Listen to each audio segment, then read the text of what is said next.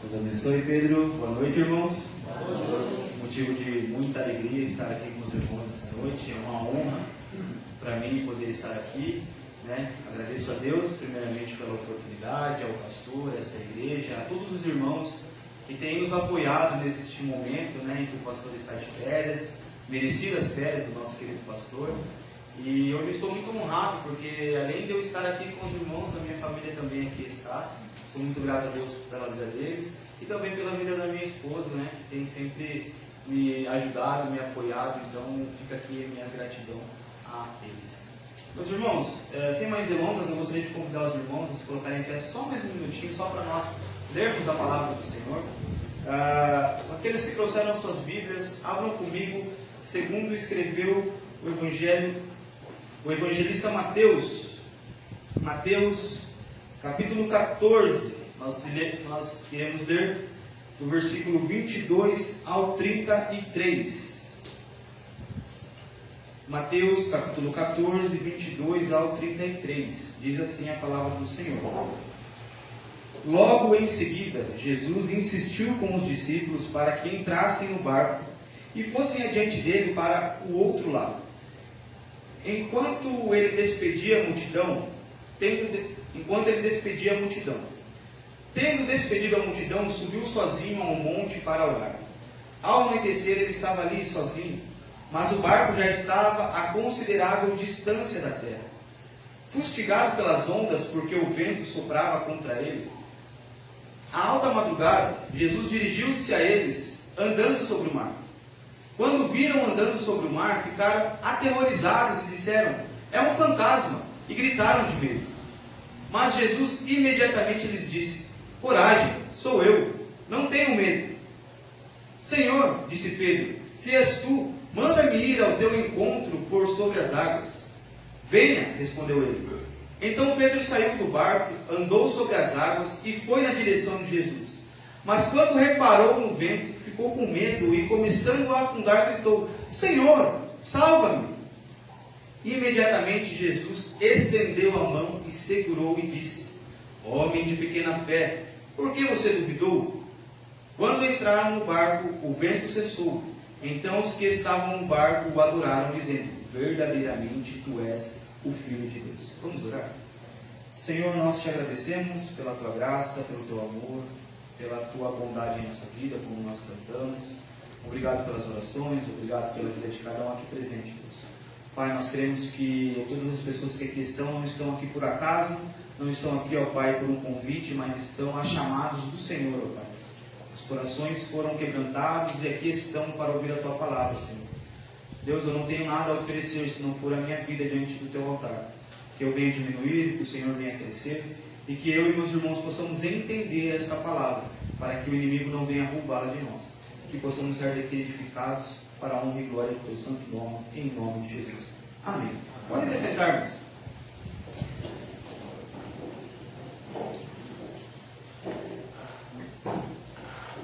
Meus irmãos, se existe uma receita, se existe ou houvesse algo que pudéssemos fazer para que eu e você não sofrêssemos mais, para que eu e você não tivéssemos mais nenhum tipo de dor, aflição, será que nós buscaríamos isso?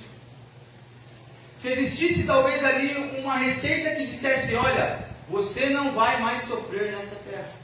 Olha, você não vai mais ter frustrações, você não vai ter mais distensões, você não vai mais sofrer. Quem aqui não queria isso?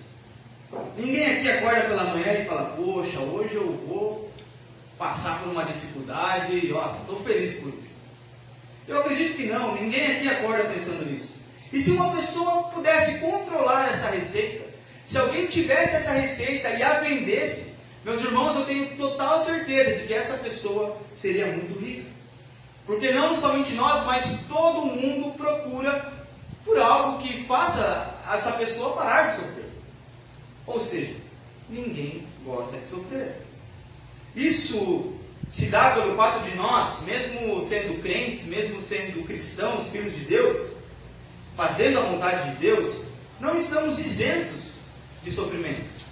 Nós não estamos isentos de termos dificuldades em nossas vidas. O próprio Senhor Jesus já nos alertou de que nós teríamos aflições. Então nós não estamos isentos de sofrer nessa terra.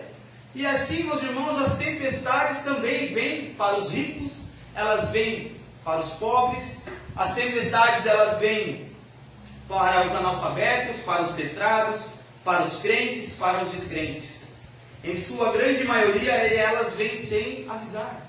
Elas vêm são imprevisíveis e chegam sem um aviso prévio.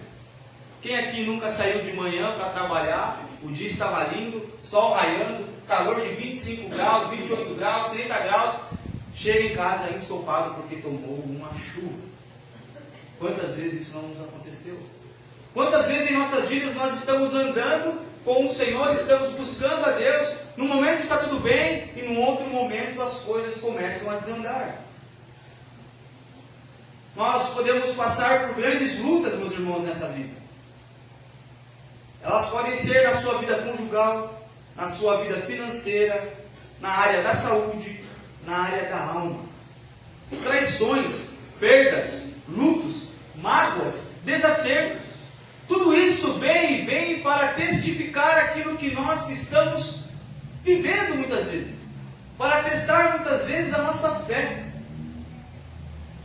Muitas vezes pessoas têm forte vontade de suicídio, a ansiedade bate forte ao coração, se cortar já se tornou comum e a esperança se foi. Meus irmãos, da mesma forma foi assim na vida dos discípulos de Jesus. Daqueles homens que estavam convivendo com Jesus naquele tempo, já há algum tempo com Cristo. Eles não estavam esperando por uma tempestade quando estavam no barco, em alto mar. A Bíblia não fala que tinha ali um céu nublado, que estava tendo raios. A Bíblia não cita se ali estava se formando uma tempestade, mas a Bíblia diz que eles vão para o mar, e aí eles são pegos de surpresa. E em alto mar, de madrugada, onde as condições em nada favoreciam aqueles homens que estavam cansados, exaustos, de uma agenda cheia com Jesus. No contexto deste livro, meus irmãos, Mateus escreve este evangelho por volta de 50 a 70 depois de Cristo. A sua ideia central é relatar a Cristo como Rei e Messias de Israel, voltando seus judeus convertidos do judaísmo ao cristianismo. Então Mateus ele tem um alvo principal, que são os judeus que se converteram ao cristianismo. Nesse contexto em que nós acabamos de ler, é muito importante nós entendermos isso, meus irmãos. Jesus ele estava em grande crescimento no seu ministério. Grande a sua fama estava crescendo, a sua fama estava crescendo neste momento em que nós acabamos de ler. Tamanha era a agenda de Jesus, pregando o evangelho, curando os enfermos, ressuscitando os mortos, fazendo uma multiplicação de pães, fazendo os cegos enxergarem, tudo aquilo que nós já conhecemos. A Bíblia diz em Marcos capítulo 6, 31, que tamanha era essa agenda, que os homens não conseguiam nem comer. Jesus ele não tinha tempo nem mesmo de comer, porque era tanta coisa que ele estava fazendo naquele momento, que ele não conseguia parar, porque as pessoas o buscavam o tempo todo. Mas uma notícia, meus irmãos, muito triste chega até Jesus. Seu primo João Batista, aquele que veio preparar o caminho antes dele, aquele que veio anunciar que Cristo era o Cordeiro de Deus, que era aquele que tirava o pecado do mundo, que ele era o Cordeiro perfeito de Deus, aquele que veio anunciar a chegada do Messias, agora estava morto por Herodes. Todos nós conhecemos a história. Herodes ali concede à filha de sua esposa um desejo, e ela, instigada por sua mãe, pede a cabeça de João Batista. João Batista então é decapitado, e essa notícia chega até Jesus. Diante desse cenário, meus irmãos, com toda essa agenda, com toda essa correria, com esse cansaço, e agora com uma notícia triste a Jesus, porque João Batista era muito chegado seu, mais do que um primo, ele era importantíssimo na linhagem da história de Israel, porque ele foi o profeta anunciado que viria a anunciar o caminho do Messias. Ele toma uma decisão. Ele toma uma decisão, e Marcos nos relata que Jesus chama, ele convoca os seus discípulos e diz: olha, vamos sair daqui e vamos para um lugar calmo. Vamos para um lugar deserto. Vamos para um lugar onde nós podemos ficar a sós por um período. Só que a multidão, eles eram espertos, irmãos. A multidão, vendo que Jesus estava saindo, que Jesus entrou no barco com os seus discípulos, eles viram aquilo que eles fizeram. Opa, Jesus está indo para lá, vamos correr. Então a Bíblia diz que essa multidão corre a pé, atravessa o outro lado do rio e chega antes de Jesus.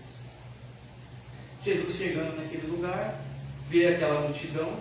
A Bíblia diz que Jesus olha para aquela multidão e se compadece dela, porque eram pessoas que eram como ovelhas sem pastor. Aquelas pessoas estavam desesperadas, aquelas pessoas estavam necessitando de uma palavra, estavam necessitando de cura, aquelas pessoas estavam necessitando do Cristo que veio para elas.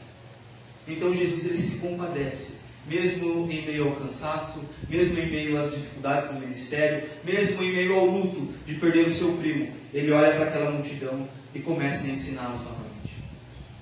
Então o dia começa a passar, meus irmãos, a noite começa a chegar, e aí os discípulos têm uma brilhante ideia. Os discípulos chegam até Jesus e falam: olha, eu vou aconselhar Jesus. Os discípulos chegam e falam: mestre, a noite já está chegando, nós estamos num local deserto, não tem mercado aqui, não tem dinheiro, não tem iFood que chega aqui nesse horário, não tem onde a gente compre pão para essas pessoas, não tem dinheiro suficiente. Senhor, despede essa multidão, manda esse povo embora. Manda esse povo embora. Jesus, contrariando eles, faz o quê? Olha para eles e diz: deem vocês comida a eles. Então os discípulos respondões olham para Jesus. Eu consigo ler isso com um pouco de ironia e falam assim: nós iremos comprar pão a eles com 200 denários? Vamos comprar 200 denários de pão para eles? Ah, meus irmãos, se fosse eu na minha época de criança e eu falasse isso para minha mãe, eu ia falar um tapão. Não me responda, filho, faz o que eu te mandei. Aqueles discípulos, eles não estavam entendendo o que Jesus estava dizendo a eles. E então eles falam: Jesus, não tem como. Jesus olha para eles: ah, pessoal, o que vocês têm aí? Ah, a gente tem 5 pão e 2 peixes. Traz aqui para mim. Então, meus irmãos, Jesus faz o que homem nenhum pode fazer. Jesus, ele multiplica os 5 pães e 2 peixes. Em média, 12.000 pessoas comeram e se saciaram, ao que no final foram juntados, sobraram 12 cestos cheios de 5 pães e 2 peixes. Diante disso, meus irmãos, à luz do relato de João, capítulo 6, versículo 14, a multidão vendo tudo isso, vendo o mestre ensinar, vendo aquele milagre acontecer, eles olham para Jesus e eles dizem que eles querem proclamar Jesus a rei. A Bíblia diz que eles queriam proclamar Jesus a rei à força, porque eles entendiam que Jesus ia ser o libertador do povo de Israel, ia ser o libertador do povo das garras do Império Romano. Então, meus irmãos, nós chegamos ao nosso texto-chave que nós acabamos de ler. Acompanhe comigo, por gentileza, o versículo 22 e 23, que diz assim: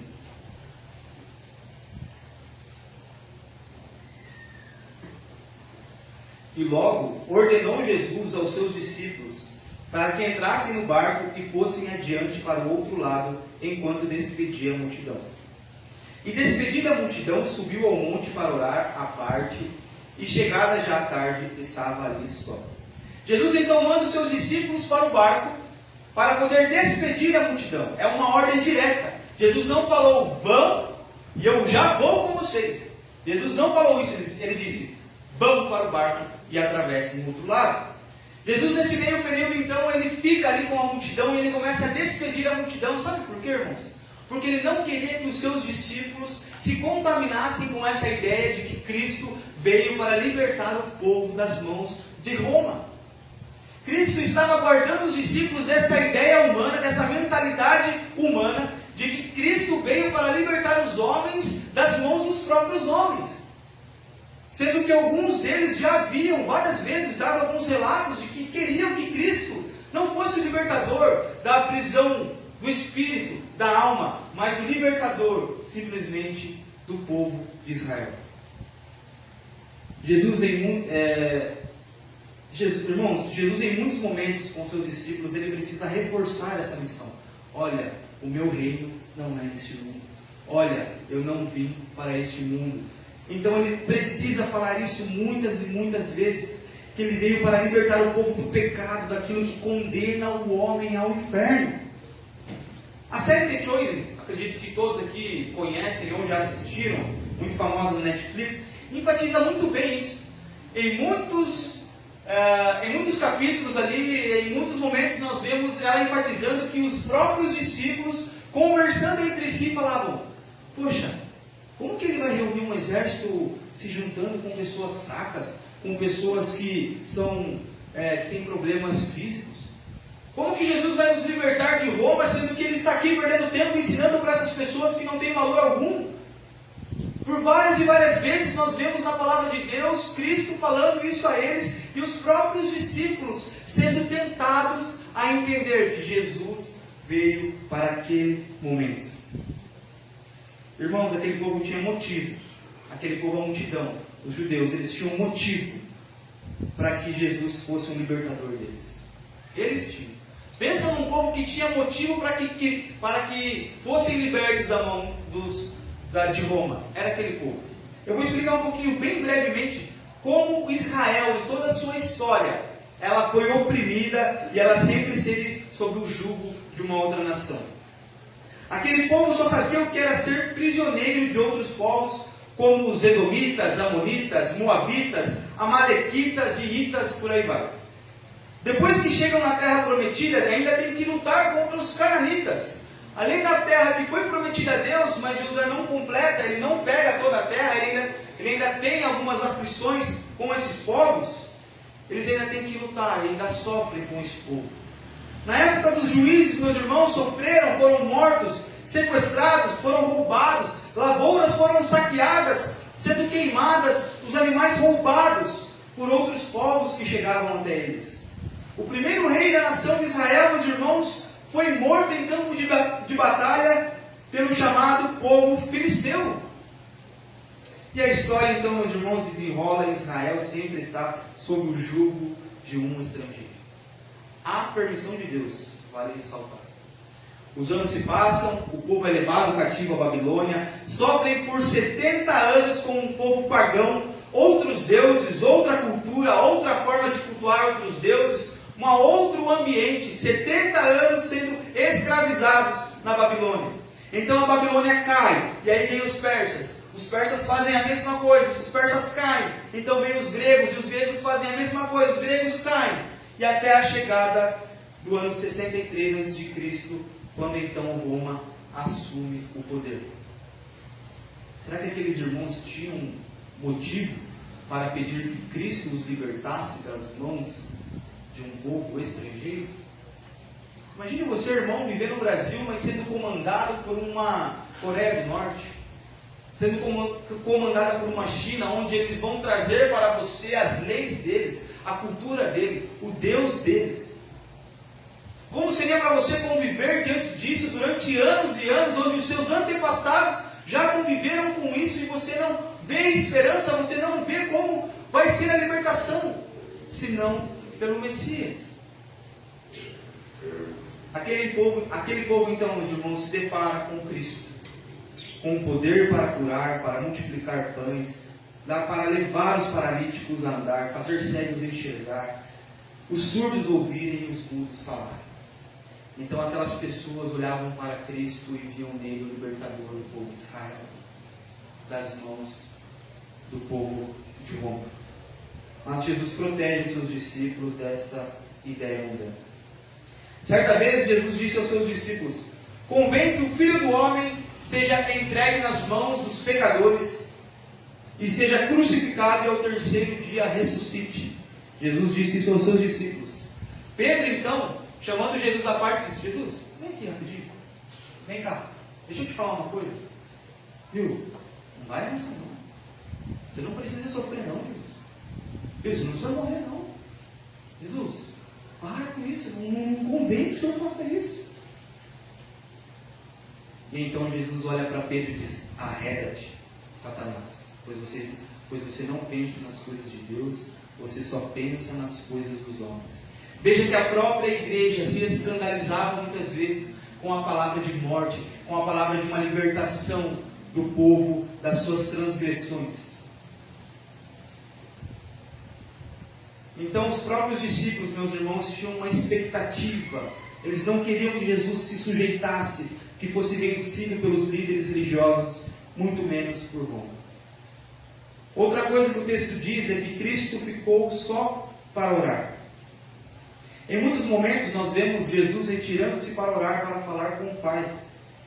Veja a importância, meus irmãos, da oração. Aquele que era o Filho de Deus, aquele que era encarnado, que se dizia o próprio Deus e era Deus. Em muitos momentos da história nós vemos na Bíblia que Jesus se retira para orar, para falar com Deus, para que ele também não fosse tentado. Veja a importância da oração dada por Jesus. Oração, meus irmãos, não é ferramenta pesada, que só é usada quando vamos fazer algum trabalho grande.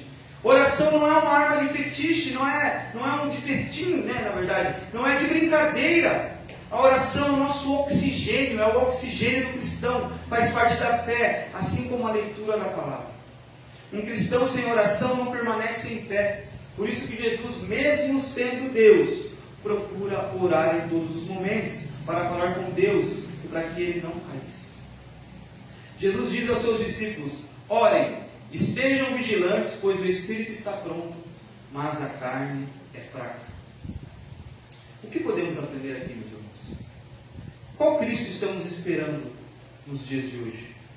O que pode nos libertar das coisas deste mundo? O Cristo, aquele que vai nos libertar das coisas dos homens, aquele que vai vir e vai trazer paz à terra, aquele que vai vir e vai trazer sucesso à sua vida, aquele que vai nos dar prazer momentâneo, que vai realizar os nossos sonhos. Qual é o Cristo que eu e você, meus irmãos, nós esperamos nos dias de hoje? O Cristo que nos dá carro, que nos dá casa, o Cristo que nos dá estabilidade financeira? Desculpe, meus irmãos, mas se nós estamos esperando por esse Cristo não é o da Bíblia. O Cristo da Bíblia, ele veio para te libertar da condenação eterna, veio para te livrar do seu pecado, do meu pecado. Ele veio para nos libertar das garras de Satanás e nos levar para a glória eterna. Paulo diz que se nós esperarmos por Cristo somente nesta terra, nós somos o quê? Os mais miseráveis de todos os homens. Então, ai de nós, meus irmãos, se eu e você olharmos para Cristo, olharmos para o Senhor e esperarmos que a nossa expectativa esteja somente nas coisas que Ele pode nos dar neste lugar. Meus irmãos, se nós estivermos com as nossas mentes na terra, simplesmente, nós somos os mais miseráveis de todos os homens. E como estão, meus irmãos, as nossas orações? Estamos orando de fato, tendo momentos de orações, separando um tempo para orar? Temos em nossa agenda cotidiana nossos momentos com Deus? Ou simplesmente estamos fazendo as nossas orações monótonas, as nossas orações que são para comer, para dormir, ao acordar, para ir trabalhar? Senhor, guarda meu caminho, guarda minha volta, Senhor, abençoa o meu dia, Senhor, abençoa a minha família, abençoa meu filho. Será que nós estamos de fato nos separando, tirando um momento do nosso dia específico para falar: agora eu vou falar com Jesus, agora eu vou falar com o meu Pai, agora eu vou desabafar, não com os meus amigos, não com a minha esposa, não com o meu esposo, mas com um Deus que me deu vida? Será que de fato nós estamos usando a oração como primeiro recurso, ou estamos usando ela como último recurso? Será que nós estamos tendo nosso momento no secreto, meus irmãos? Hoje tudo é correria, não é mesmo? Hoje é a correria do trabalho, a correria da faculdade, a correria da academia, a correria da igreja, a correria do filho, a correria da casa, a correria, correria, correria. E quando nós vamos ver, nós estamos dando a Deus o tempo que sobra. Hoje eu estava vindo para a igreja e Deus começou a falar comigo, através da vida da minha esposa, e a me chicotear, irmãos. Pensa num lombo que já veio aquecido. Foi o meu. Nossa, doeu, mas é necessário. Então, como estão os nossos momentos de intimidade com o Senhor? O próprio Cristo, meus irmãos, se sujeitava às orações. Precisamos ser homens e mulheres de oração na casa do Senhor. Amém? Os irmãos estão conseguindo compreender? Glória a Deus, irmãos. Então, vamos acompanhar o versículo 24, 25 e 26. Diz assim: e o barco estava já no meio do mar, açoitado pelas ondas, porque o vento era contrário. Mas à quarta vigília da noite dirigiu-se Jesus para eles, andando por cima do mar. E os discípulos, vendo-os andando sobre o mar, assustaram-se, dizendo: é um fantasma, e gritaram com medo. Irmãos, pensa comigo. A gente tem que ter essa mente de imaginar aquilo que está escrito para que a gente possa compreender de fato. Aqueles homens, eles conheciam o mar de ponta a ponta. Só naquele barco haviam 4 pescadores profissionais que viviam da pesca. Aqueles homens sabiam e já tiveram experiências no mar sobre tempestades, meus irmãos. Com toda certeza eles já passaram por outras tempestades, eles já estavam talvez até acostumados a passarem por isso. Eles já sabiam o que fazer, eles já sabiam o protocolo, eles já sabiam qual corda acionar, o que fazer e tal. Eu não entendo muito de marítimos, de marinha, mas ao pouco que eu conheço ali, as pessoas têm que estender a vela, têm que remar, têm que muitas vezes jogar a âncora. Mas aqueles homens, eles eram profissionais do mar, eles viviam de pesca. Imagine isso. Mas a Bíblia diz, meus irmãos, em um outro momento, que os discípulos passaram por uma tempestade. E essa tempestade, ela foi diferente das outras tempestades. Essa tempestade, meus irmãos, olha, eu vou dizer para vocês, eles pensaram que fossem morrer. Tamanho era a fúria das águas, tamanha era a luta deles. E detalhe, Jesus estava dormindo na polpa do barco. Então eles olham desesperados, o vento soprando, a onda gigantesca, o vento balançando, eles olham um para os outros. Cara, não vai dar. Não vai dar. E agora, o que a gente vai fazer? Jesus está dormindo na proa do barco, vamos lá acordar ele. Jesus. Não importa que morramos. E aí Jesus olha para eles, homens de pequena fé.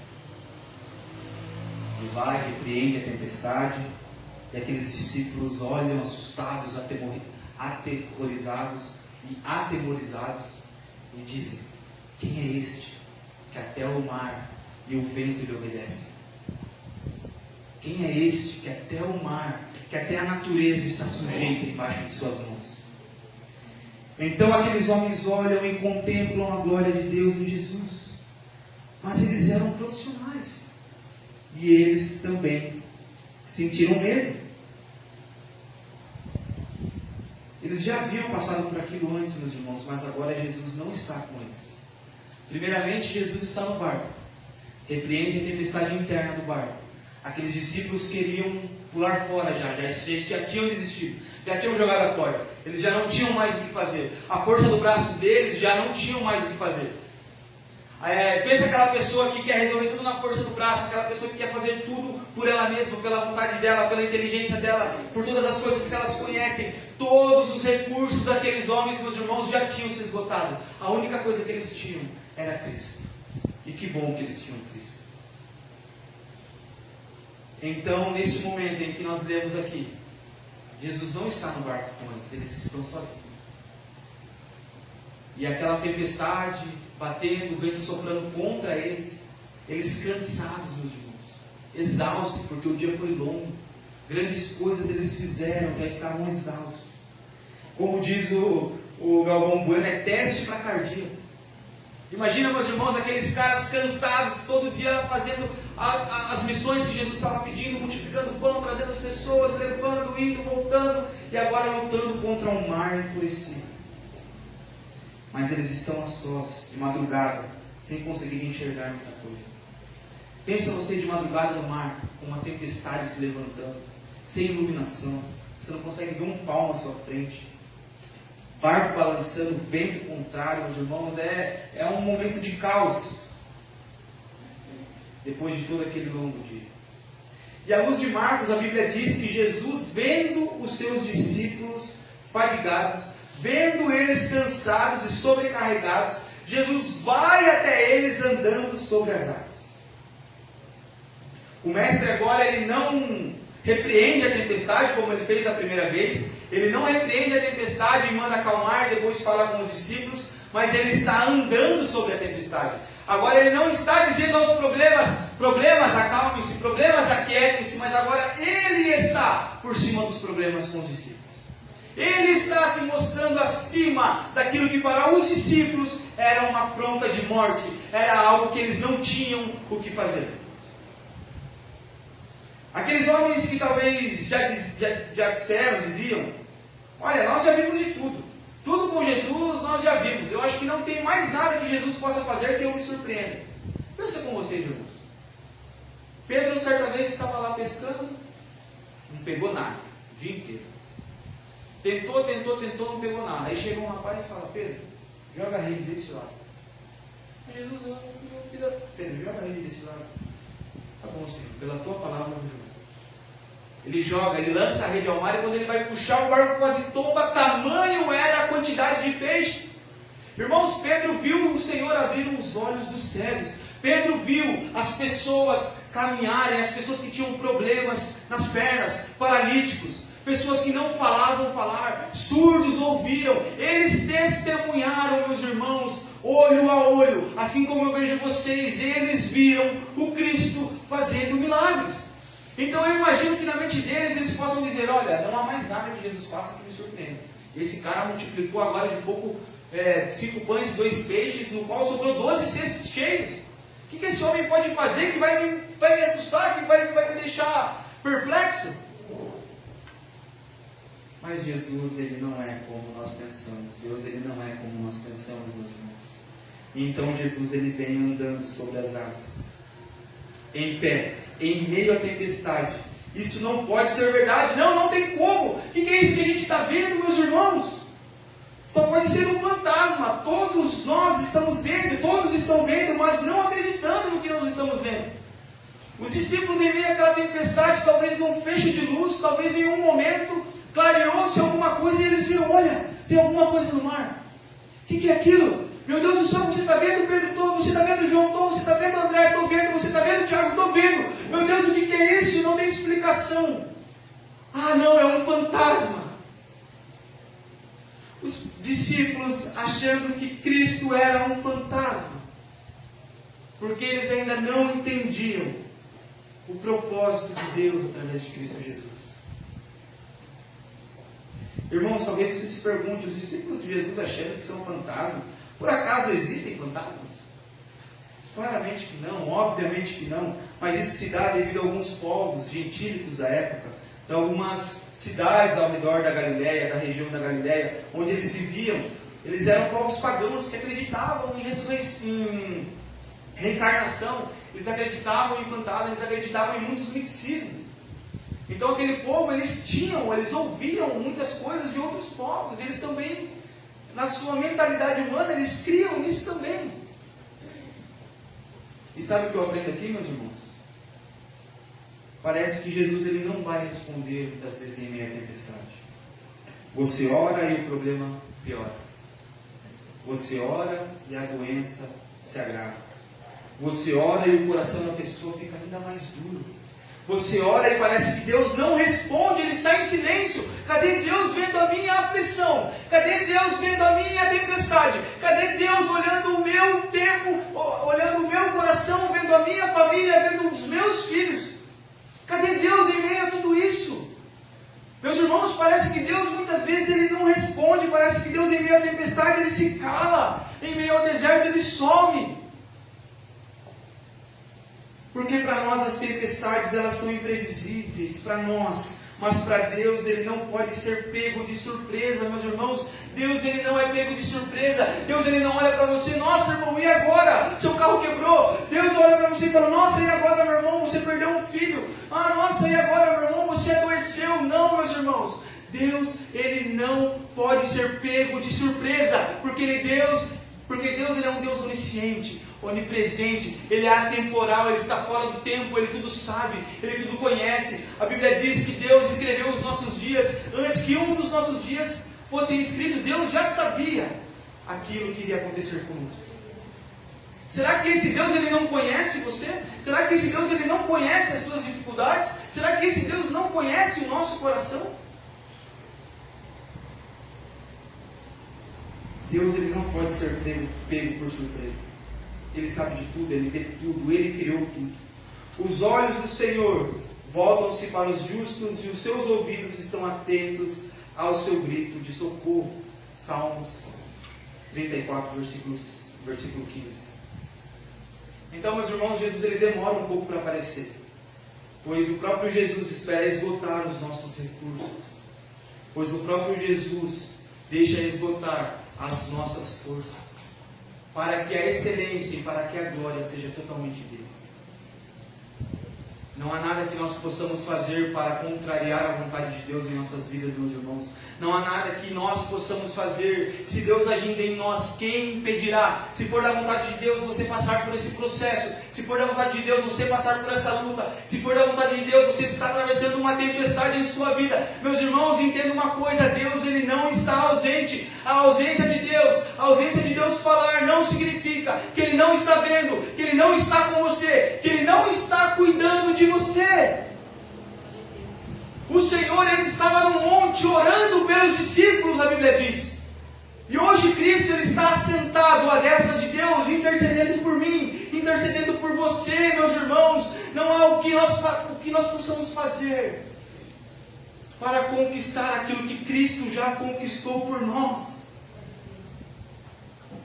Ele é soberano sobre todas as coisas, sobre todas as tempestades das nossas vidas. Para que eu e você, meus irmãos, não sejamos tentados a dizer: olha, é o que fiz. Olha que bonito, está vendo? É meu esforço, é meu trabalho. Eu acordei cedo, eu fiquei de madrugada, eu passei fora de casa por muito tempo. Eu. Deus ele não trabalha com eu. Deus ele trabalha com a glória dele. A glória é dele. Agindo nas nossas vidas no sim, agindo nas nossas vidas no não. A glória é dele. Então, meus irmãos, muitas vezes Deus ele pode deixar secar todos os recursos. Aqueles discípulos olhavam uns para os outros e falavam: olha, não tem mais o que a gente fazer. E então, nesse momento, Cristo, vendo que eles estavam em agonia, que eles estavam cansados, Ele vai até eles. Jesus ele pode estar demorando para que eu e você entenda que é dele a glória somente. Somos totalmente necessitados dele, meus irmãos, entenda isso. Sem ele, nada do que temos, do que somos, do que fazemos faz algum sentido. Sem Deus, a nossa essência em si, ela se perde. Aquela pessoa que está perdida na sua vida financeira, na sua vida conjugal, na sua vida no trabalho, muitas vezes ela não tem uma alegria, ela não tem um objetivo, ela não tem uma convicção de nada. A pessoa ela não tem a alegria de Deus em sua vida. Essa pessoa, meu irmão, ela está perdida. Ela não entendeu de fato que nós pertencemos ao Senhor. E enquanto nós lutarmos contra isso, enquanto nós lutarmos contra a vontade de Deus, nós iremos nos frustrar. Jesus então vem andando sobre as águas para mostrar que Ele é maior que as nossas tempestades, irmãos. Ele é maior que os nossos medos. Ele é maior que aquilo que te coloca em risco. Ele está acima da doença, Ele está acima da morte, Ele está acima da natureza. Jesus anda sobre Ele anda sobre os nossos problemas em sinal de que nada pode ferir se não for da vontade dEle. Lembra de Jó? O homem íntegro, zeloso, fiéis aos mandamentos de Deus. O que Deus permitiu na vida de Jó? Ruína, desgraça, dor. Jó perdeu a esposa, perdeu os filhos, perdeu os animais, perdeu todo o dinheiro que ele tinha. Ah, porque Satanás mandou? Porque Deus permitiu que Satanás fizesse aquilo. Então, meus irmãos, o não na nossa vida pode ser Deus. A frustração na nossa vida pode ser Deus. Não pense que Deus só veio pintar a nossa vida e trazer coisas boas para que nós vivamos uma vida confortável nessa terra. Se Deus ele precisar frustrar o seu sonho, se Deus ele precisar frustrar, mexer na sua vida, para que você entenda que você pertence a Ele, Ele vai fazer. Ele vai fazer. E isso é uma certeza que nós temos, meus irmãos. Nós pertencemos a Ele e Ele está no controle de todas as coisas. Continuando, irmãos, nós já estamos chegando ao fim. Versículo 27 diz assim: Jesus, porém, lhes falou logo dizendo: tende bom ânimo, sou eu, não temais. as doces palavras de Jesus, as doces palavras de Cristo agora trazendo luz aos seus discípulos, clareando totalmente a ideia errada de que ele fosse um fantasma. Quebrando qualquer tipo de sincretismo, de uma falsa teologia que o povo da época acreditava. As doces palavras de Jesus dizendo: sou eu, tenham um bom ânimo, não temam. Meus irmãos, Cristo vem e esclarece para aqueles homens que pensavam que ele era um fantasma e fala: olha, pare de pensar isso. Pare de pensar que o que está acontecendo com você é por algo menor. Eu estou no controle de todas as coisas. Sou eu que estou aqui. Quem poderia fazer isso senão eu? Quem poderia andar sobre as águas senão o Filho de Deus? Sabe, irmãos, os discípulos pensaram que Jesus era um fantasma, crendo em crendices de outros povos.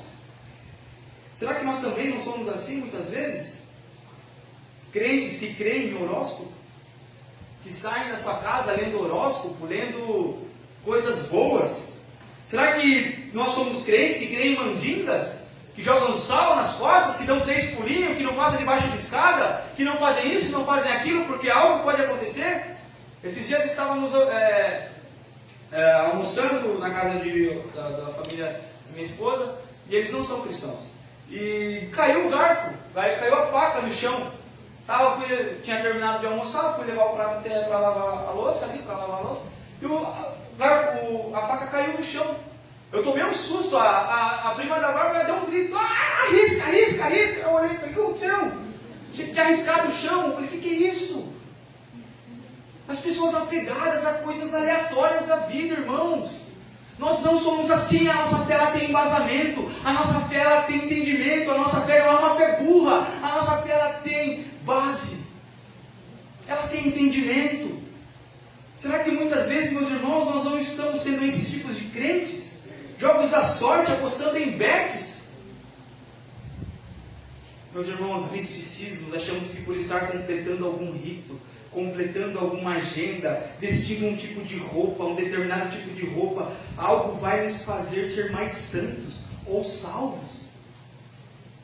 Esse tipo de sincretismo não condiz com a palavra do Senhor. Onde Cristo chega, acaba o misticismo. Onde Cristo chega, acaba o sincretismo. Onde Cristo chega, toda falsa teologia cai. Porque a falsa teologia, meus irmãos, traz tormento. Ela não traz paz, ela não traz alegria, ela não traz testificação. Conhecereis a verdade vos libertará. Cristo diz: eu sou o caminho, eu sou a verdade, eu sou a vida. Onde Ele está, toda falsa doutrina, toda falsa crendice cai por terra, meus irmãos. Que não sejamos esses tipos de crentes que rebaixam a nossa fé, acreditando em coisas momentâneas. Pois o nosso Deus é o Deus que criou os céus e a terra, e é o Deus que cuida de mim e de você. É o Deus que está em meio às tempestades das nossas vidas. É o Deus que está ao nosso lado. É o Deus que está cuidando de cada um de nós. Mas seguindo, meus irmãos, versículo 28 e 29 diz assim. Estamos chegando ao fim. Respondeu-lhe Pedro e disse: Senhor, se és tu, manda-me ir ter contigo por cima das águas. E ele disse: vem. E Pedro, descendo do barco, andou sobre as águas para ir com Jesus. Pedro então tem uma das maiores experiências, meus irmãos, que uma pessoa comum poderia ter. Imagina, irmão, você, num determinado momento, está quase caindo, cansado, fadigado, um caos acontecendo. Você olha para aquela tempestade, você olha para o alto mar, você parece que está vendo um fantasma, você fica com medo, você fica em choque. Você acredita estar vendo coisas, vendo fantasma, mas por reconhecer a voz de Jesus, conhecendo Ele, Ele diz: Senhor, se és Tu, manda-me ir a teu encontro por sobre as águas. Em um momento você está quase caindo do barco, em outro momento você está andando sobre as águas. Consegue compreender a magnitude daquilo que Pedro viveu? Pedro era um cara espontâneo, um cara explosivo, um cara que muitas vezes errou, mas que também teve muitos momentos com Jesus que somente ele pode dizer. As águas se tornaram como terra firme em seus pés, e ele, em meio à tempestade, andou sobre as águas. Senhor, se és tu, me mande ir ao teu encontro. Pedro, além de confiar em Cristo, ele pede algo sobrenatural. Ele não diz assim: olha, Jesus, posso ir contigo? Fala: olha, Jesus, eu vou pular aqui então, e aí você faz alguma coisa aí. Ele fala: Senhor, se és tu, manda-me ir contigo. Dizendo: se o Senhor mandar, se o Senhor quiser, entendendo que a soberania e a vontade é totalmente de Cristo e não a nossa, e não a dele. A confiança de Pedro estava na palavra, no mandamento de Jesus. Por mim mesmo não, Senhor, mas por tua palavra. Colossenses capítulo 1 vai dizer: Ele é a imagem do Deus invisível, o primogênito sobre toda a criação, pois por meio dele foram criadas todas as coisas nos céus e na terra, as invisíveis e as visíveis, sejam tronos, sejam soberanias, por poderes, quer autoridades, todas as coisas foram criadas por ele e para ele. Ele é antes de todas as coisas e por meio dele tudo subsiste. Ele é a cabeça do corpo, que é a igreja, é o princípio e o primogênito dentre os mortos, para quem tudo tem a supremacia, pois foi do agrado de Deus que nele habitasse toda a plenitude, e por meio dele reconciliasse consigo todas as coisas, tanto as que estão na terra, quanto as que estão no céu, estabelecendo a paz por meio do seu sangue derramado na cruz. Pedro entendeu que Cristo tinha total supremacia, que Cristo, nele habitava em si a plenitude da divindade de Deus. Então, pela palavra de Jesus, Pedro ele vai sobre as águas. Pedro desce do barco e anda sobre as águas. Eu acredito que isso tenha marcado a vida dele por completo.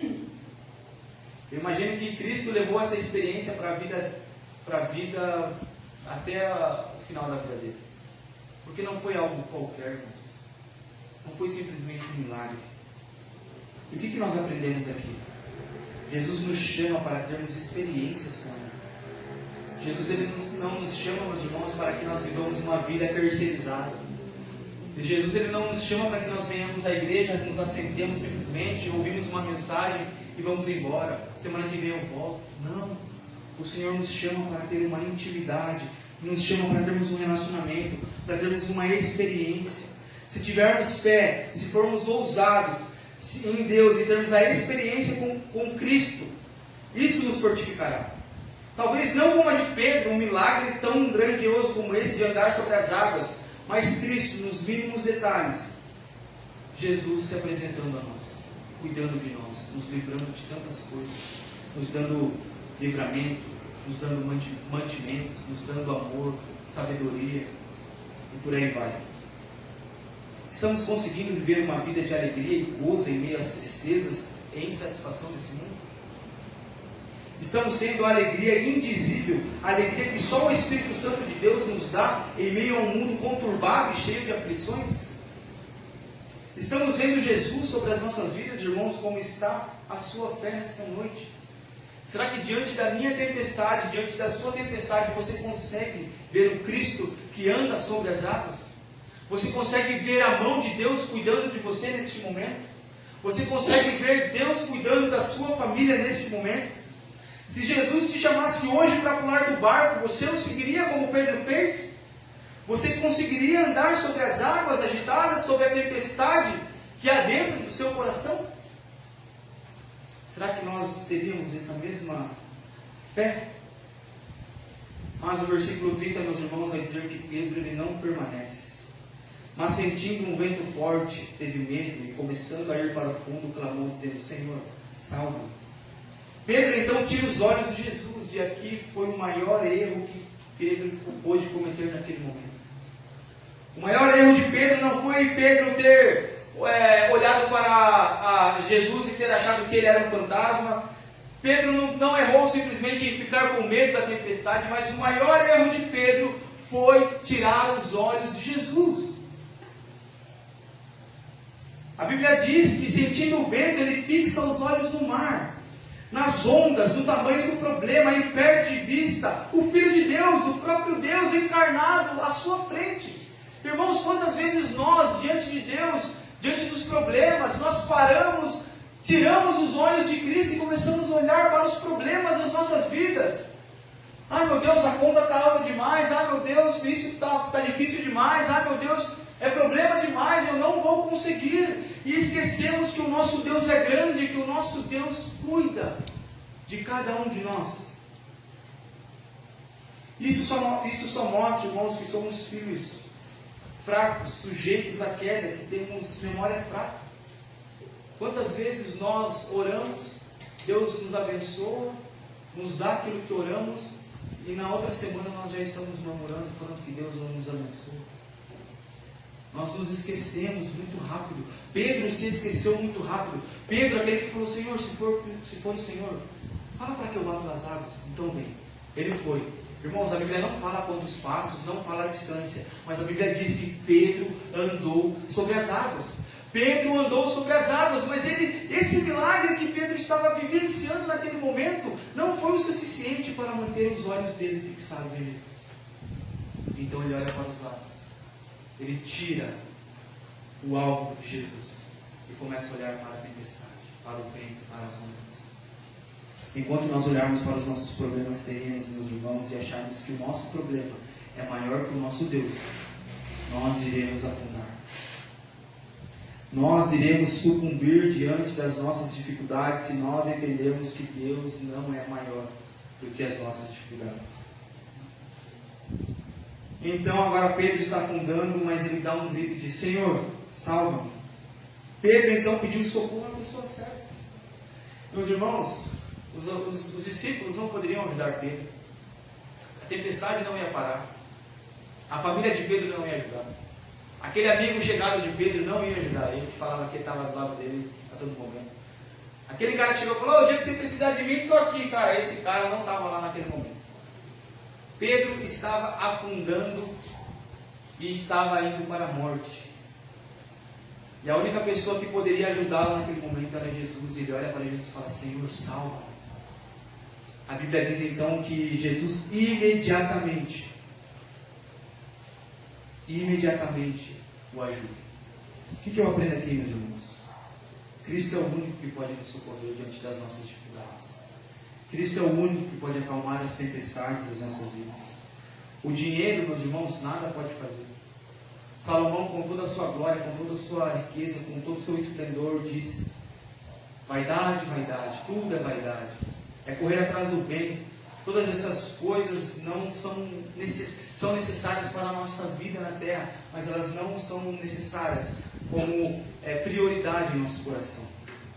Nossa experiência pessoal nada pode fazer. Pedro não sabia nadar. Pedro era um pescador profissional, mas ele não podia fazer nada.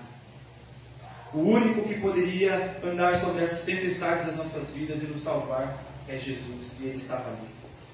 Ele é o nosso refúgio, nossa fortaleza. Jonas uma vez fez uma oração no capítulo 2 que é praticamente bem parecida com essa. Jonas diz: em meu desespero clamei ao Senhor e Ele me respondeu. Do ventre da morte gritei por socorro e ouviste o meu clamor. Jogaste-me nas profundezas no coração dos mares, com correntezas formavam um turbilhão ao meu redor. Todas as tuas ondas em vagas passaram sobre mim e eu disse: fui expulso da tua presença, contudo olharei de novo para o teu santo templo. As águas agitadas me envolveram, o abismo me cercou, as águas marinhas se enrolaram em minha cabeça. Afundei até chegar aos fundamentos dos montes. A terra embaixo cujas trancas me aprisionaram para sempre. Mas tu trouxeste a minha vida de volta da sepultura, ó Senhor Deus. Nós estávamos nesse mesmo âmbito espiritual. Nós estávamos como Jonas, mortos já praticamente em nossos delitos. E se não fosse o Senhor nos chamar, se não fosse o Senhor nos trazer de volta à vida, nós não estaremos aqui hoje, meus irmãos. Para finalizarmos, versículo 31 e 32 diz assim: e logo Jesus estendeu a mão e segurou-lhes e disse: homem de pequena fé, por que duvidaste? E quando subiram para o barco, acalmou o vento. Então aproximaram-se os outros que estavam no barco e adoraram, dizendo: és verdadeiramente o Filho de Deus. Depois de tudo que aconteceu, meus irmãos, Jesus, com toda a paciência, amor, misericórdia, Ele olha para Pedro e estende a sua mão para segurá-lo. Não importa, meus irmãos, quantas vezes nós venhamos a cair, mas se nós olharmos para o Senhor Jesus e clamarmos por Ele, por socorro, Ele vai nos auxiliar. Ele vai nos socorrer em meio às nossas tempestades. Com as mãos asseguradas, Jesus, puxando Pedro do fundo, diz: homem de pequena fé, por que duvidastes? Será que nós estamos duvidando, irmãos, daquilo que Deus tem feito nas nossas vidas? Será que nós estamos duvidando daquilo que Deus pode fazer em nossas vidas? Sabemos que a tempestade ela vem para todos, como nós já vimos aqui. Mas o Senhor, meus irmãos, olha para os dele. O Senhor ouve o clamor daqueles que são seus. A Bíblia diz que todas as coisas cooperam para o bem daqueles que amam a Deus. Isso são todas as coisas, as boas e as ruins. Todas as coisas cooperam para o bem daqueles que amam a Deus. É como se Jesus olhasse para Pedro e dissesse: você tem algum motivo para duvidar da minha palavra, Pedro? Depois de tudo que você já viu? Jesus hoje ele nos pergunta: você tem algum motivo para duvidar da minha palavra depois de tudo que eu já fiz por você? Depois de todos os livramentos, depois de todas as coisas que nós já passamos juntos? Você ainda duvida de algumas coisas? Eles então sobem o barco, Jesus acalma o vento, e todos os outros, aproximando-se, se prostram e o adoram. O que nós aprendemos aqui? As tempestades em nossas vidas não é para nos matar espiritualmente, mas é para nos fortificar. É para nos mostrar que nós somos totalmente dependentes de Deus e que sozinhos nós não vamos conseguir. Jesus permitiu que aqueles homens passassem novamente por uma dificuldade muito grande para mostrar a sua glória e para mostrar que eles não poderiam fazer aquilo sozinhos. Jesus demonstra que é maior do que a própria natureza, Ele é maior do que a morte, Ele é maior do que os nossos problemas, meus irmãos. Onde estão fixados os nossos olhos nessa noite? Onde estão fixadas as nossas lamparinas, a nossa mente? Onde elas estão fixadas, meus irmãos?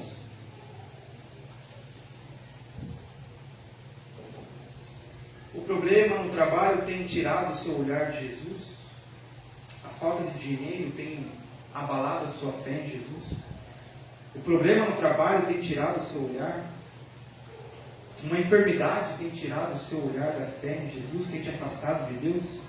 O que tem levado você a tirar os olhos do Todo-Poderoso Yeshua, o nosso Salvador? O que tem levado nós, meus irmãos, a afundar e a sucumbir na nossa vida espiritual? Aquele que acalma as tempestades está aqui nesta noite. E Ele está pronto para acalmar o meu e o seu coração. Peça a Deus que não solte de suas mãos. Peça a Deus para que você consiga vê-lo em meio às tempestades. E que você não ache que as coisas estão fora do controle da mão de Deus. Porque nada sai do controle de Deus. Que possamos fixar os nossos olhos nele e não perdemos a convicção de quem Ele é. As circunstâncias, meus irmãos, não podem alterar quem nós somos. As circunstâncias ao nosso redor não podem alterar aquilo que nós somos, a nossa identidade. É Cristo na alegria, na abundância, mas também é Cristo na dor e na tristeza. Glória seja dada ao nosso Deus. Vamos fechar os nossos olhos?